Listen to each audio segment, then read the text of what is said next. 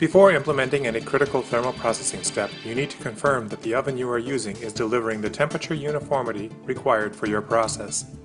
A 9-point uniformity test that measures temperature in every corner as well as the center of the oven will ensure that the temperature throughout the oven remains relatively constant. This test is normally conducted prior to putting the tool into service, after any invasive service or repair work that could affect the heating airflow circuit, and annually or more often depending on the process risk and value of the load. The first test should be performed with no load to verify that the oven is performing to specification. A second test with product loaded should also be conducted. This test will help determine proper oven loading and airflow. In this demonstration, we will be conducting the test with no load.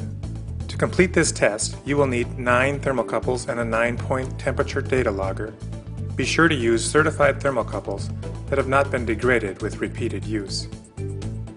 For the best accuracy, we will use brand new thermocouples. Make sure that the insulation is not frayed or damaged to avoid bare wires making contact with metal on the oven. The tip of the thermocouple should be welded, not twisted together.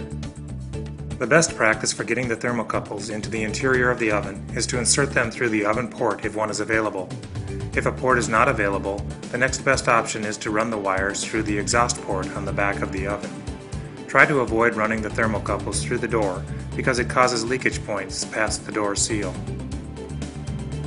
At high temperatures, take care that the point where the thermocouple wires enter the oven remains constant. Changing this hot-cold transition point can cause shifts in the calibration.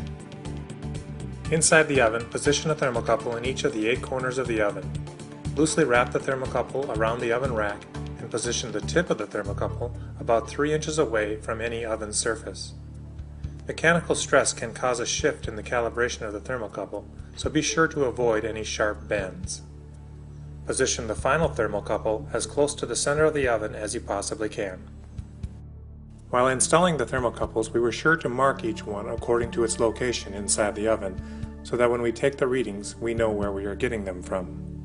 Keep the recorder away from the heat of the oven to avoid cold junction compensation and significant measurement errors between input channels.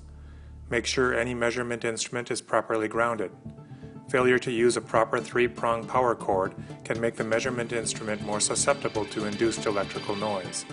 Also be aware of any equipment in the vicinity that is prone to causing high levels of electrical noise, such as welding equipment that intermittently switches high power levels on and off. Once the thermocouples are all placed and connected, set the oven to the temperature to be used in the process. The oven should then be allowed to stabilize for a minimum of 30 minutes before measuring. If you find that your oven is not delivering the expected uniformity, there are a number of things to check that could be affecting the results. Check the door seals to make sure you are getting a proper seal. Examine the louvers to make sure they're not blocked. Ensure that the recirculation fan is working properly. Check for problems with the fresh air and exhaust damper. Your chamber pressure needs to have neutral to slightly positive pressure to achieve expected uniformity. If that doesn't address the problem, it could be poor wall insulation causing the oven to lose too much heat.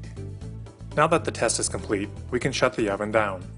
Be sure to let it completely cool before going inside to remove the thermocouples.